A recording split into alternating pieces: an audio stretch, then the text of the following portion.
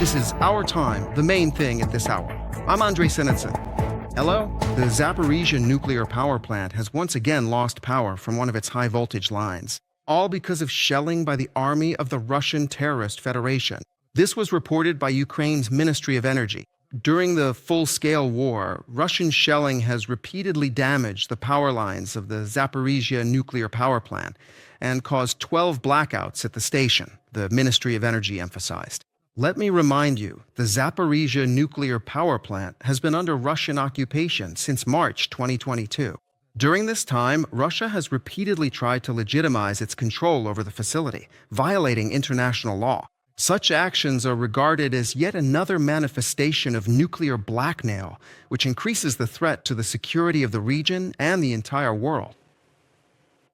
Russian army shelling continues in the Kherson region. 2 civilians were killed and 2 more were wounded. This was reported by the head of the Regional Military Administration, Alexander Prokudin. Russian forces targeted critical and social infrastructure, as well as residential neighborhoods. As a result, 3 apartment buildings and 3 private houses were damaged, along with a cell tower and private vehicles.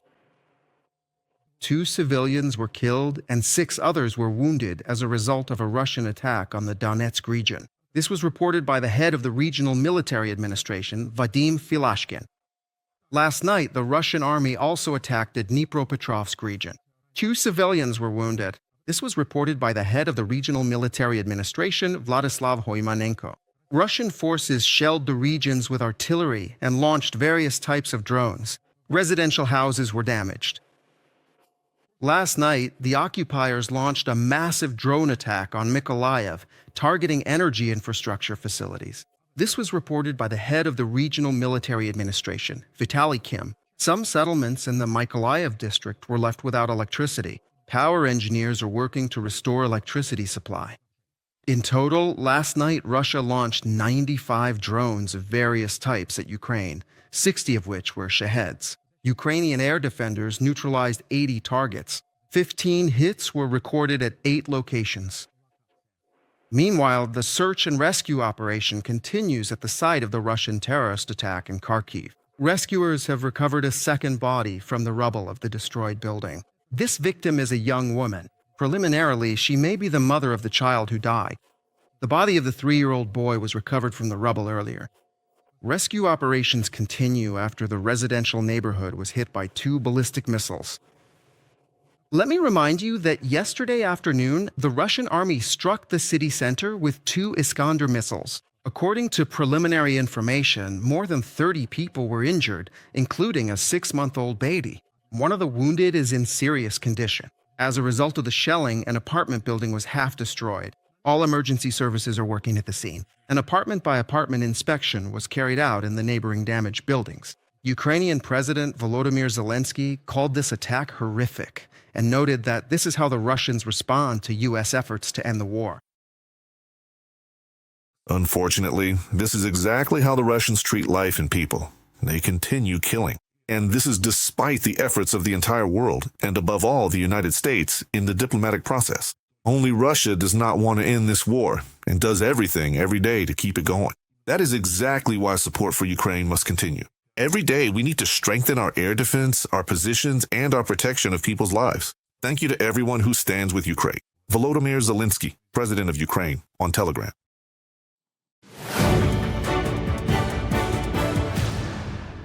Venezuelan President Nicolás Maduro and his wife have been detained and taken out of the country. This was reported by U.S. President Donald Trump. He stated, "The United States has successfully carried out a large-scale operation against Venezuela. Details will be provided later." This morning, explosions were heard in the Venezuelan capital, Caracas. In the southern part of the city, where a large military base is located, the power went out. Preliminary reports indicate that the Venezuelan Army's General Staff building and the port were attacked. This was reported by Reuters news agency. Local residents said they saw American helicopters over Caracas. The country's authorities have declared a state of emergency in Venezuela and are calling for mobilization.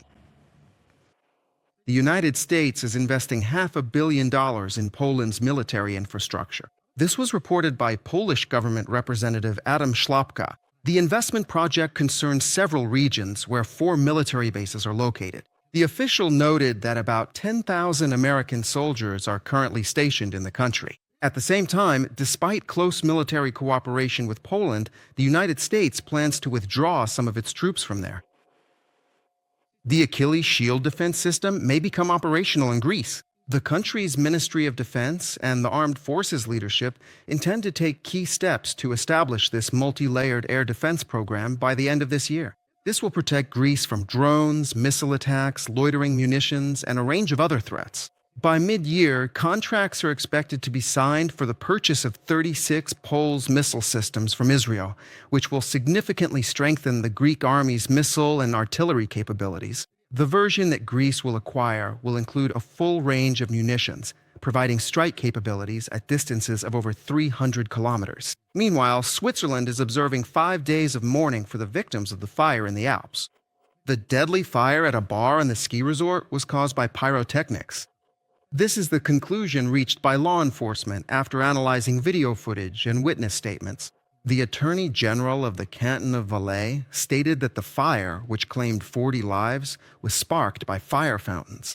And small tabletop fireworks were attached to champagne bottles for the show and were raised too close to the ceiling. Police note that the investigation is ongoing, and more detailed information about the victims and those injured will be released later.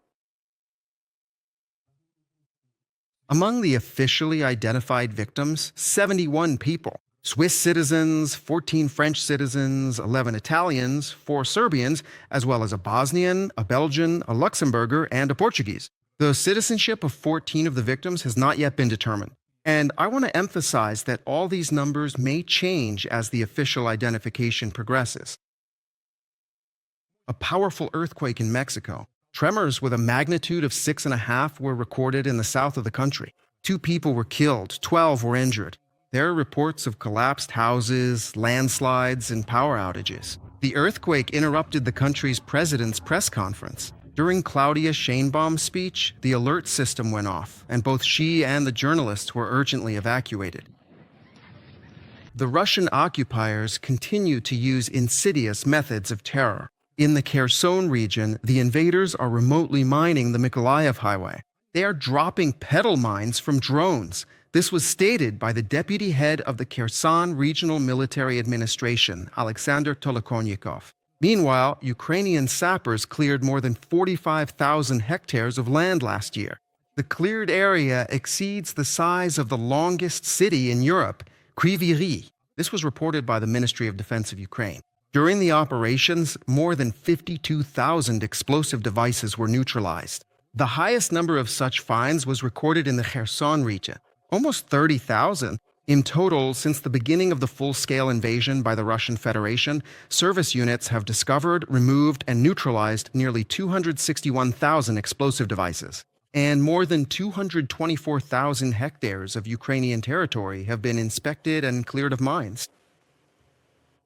In the Zaporizhzhia and Dnipropetrovsk regions, a mandatory evacuation has been announced. Due to the difficult security situation, a decision was made to evacuate more than 3,000 children, along with their parents, from 44 frontline settlements. This was reported by Alexei Kuleba, Deputy Prime Minister for the Restoration of Ukraine and Minister for Communities and Territories Development. According to him, since June 1st, about 150,000 people have been evacuated from frontline areas to safer regions, including nearly 18,000 children and more than 5,000 people with limited mobility. Last year, Ukraine trained more than 5,000 operators of unmanned aerial systems and nearly 100 pilot cadets. This was reported by the Ministry of Defense of Ukraine. Several groups of pilots have already completed training abroad and mastered modern foreign-made aircraft. The training programs took into account real combat experience and met NATO standards. The Ministry of Defense emphasized that an important achievement of 2025 was the creation of a network of certified training centers for drone operators in Ukraine. 8 leading training organizations received certificates. In total, 34 institutions are now authorized to train specialists, 19 of which focus on unmanned systems. Subscribe to The Gaze and stay updated on the most important events, top news from Ukraine and all over the world, in-depth analysis, exclusive reports and interviews. all hand in our channel. Join our community of viewers and stay tuned.